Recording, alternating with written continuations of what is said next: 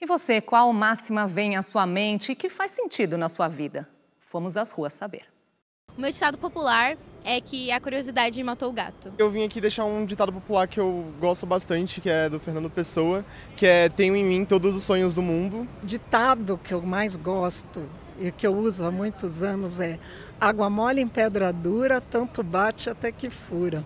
Uma frase que eu sempre escuto falar é: não adianta chorar pelo leite derramado. E um ditado que eu falo e gosto muito é: penso, logo existo. Um ditado que eu gosto é aquele: um dia da caça e um dia do caçador. E o ditado que eu mais gosto é: dai a César o que é de César e dai a Deus o que é de Deus. É uma frase aí que eu falo bastante quando vem com alguma novidade, né, alguma fofoquinha assim, que aí eu só chego e falo: não sei que nada sei. O ditado que eu mais ouvi falar é: a pressa é inimiga da perfeição. E já dizia o ditado: quando a cabeça não pensa, o corpo paga o pecado. Alô, Pondé, é nóis!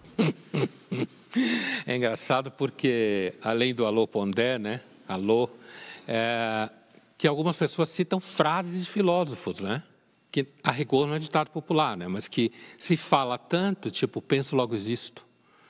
Isso é uma frase do Descartes, filósofo francês, século XVII, uma frase bem importante em filosofia, que ele chega a essa frase fazendo o seguinte movimento, que a gente chama, falando filosoficamente de modo profissional, dúvida hiperbólica.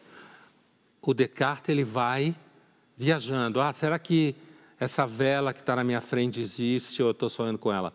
Será que essa pena com qual eu estou escrevendo existe ou eu estou sonhando com ela?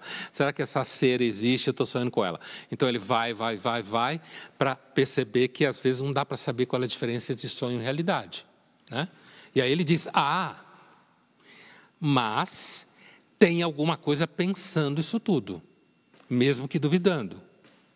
Se eu penso, logo existo.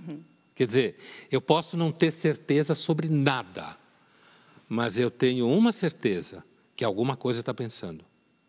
Isso tudo. Então eu existo, porque sou eu que estou pensando. As outras frases, algumas delas são ótimas, né? Água mole em pedra dura, tanto bate que até que fura. Eu acho que muitas vezes funciona mesmo, né?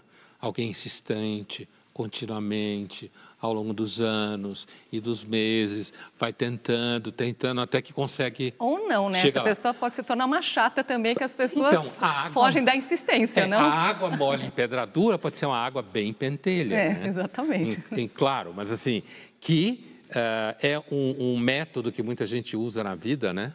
Vai tentando devagarzinho.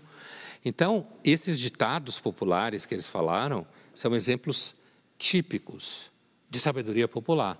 E dá para filosofar com isso. Então, assim, o que a gente está chamando aqui de filosofia de boteca ou ditado popular, né, concentra numa frase um pensamento filosófico.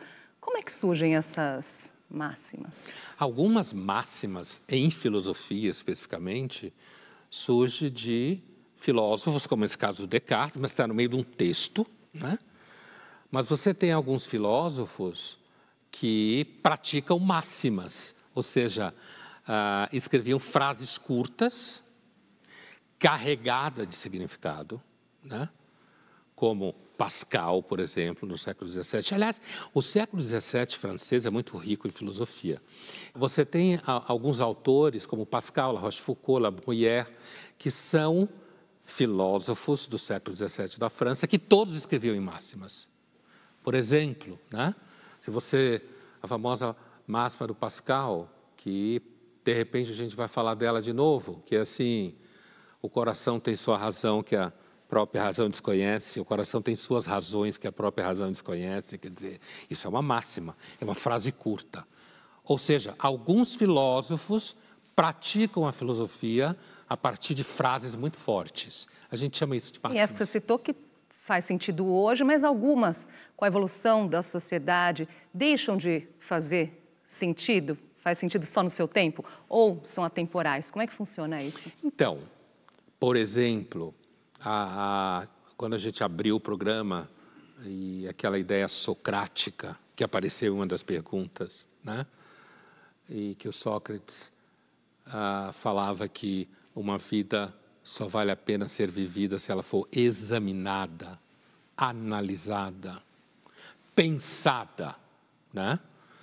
Essa é uma ideia que, naquele contexto em que o Sócrates está, e seu aluno Platão e tal, que é um contexto em que a filosofia está nascendo.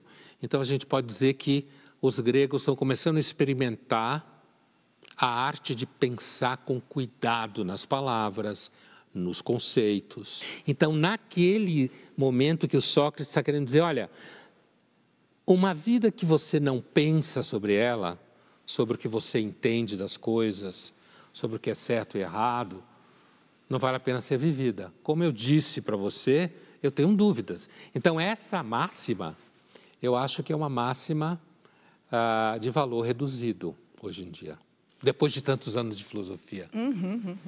Agora, algumas frases, elas também fazem sentido em determinada cultura, em determinada sociedade, e em algumas outras torna-se até incompreensível? É possível que sim, né? Eu imagino, e eu não conheço absolutamente nada de cultura chinesa, japonesa, que eles devem ter ditados populares deles, né? Que para nós talvez não seja tão claro. Agora, algumas coisas talvez atravessem as culturas se elas tiverem ligadas a experiências, digamos assim, muito humanas. Vou dar um exemplo. Tem uma frase americana, que hoje em dia tem até tradução no Brasil, que é a seguinte: ignorance is bliss. A ignorância é um êxtase. Mas a nossa versão brasileira é a ignorância é uma bênção. Talvez qualquer cultura e qualquer povo que tenha, ou pessoas que tenha tentado estabelecer algum conhecimento um pouco mais duro sobre as coisas, tenha percebido que ao lado dela estava alguém que não entendia nada do que estava acontecendo a fundo e por isso mesmo era mais leve. Agora, e essa questão de essas máximas filosóficas, isso de certa forma torna a filosofia mais palpável, aproxima das pessoas? Isso é bom? Porque cada frase dessa que nós citamos daria para render um programa aqui, não é? Que é uma característica justo dessas máximas ou ditados populares, como as pessoas entrevistadas falavam, né? Tipo, Deus ajuda quem cedo madruga. O que essa frase contém, para além de uma crença em Deus possível de quem a diz, é a ideia de que uma pessoa que acorda cedo, ela consegue usufruir mais do tempo do dia. Então, quando ela já acordou e ela já entrou no ritmo, em relação a alguém que acorda às 11, essa pessoa que acorda às 11 perdeu uma parte do dia. O dia rende, né? Pra Exatamente. Quem é outro ditado popular, né? O dia rende quando você acorda cedo, né?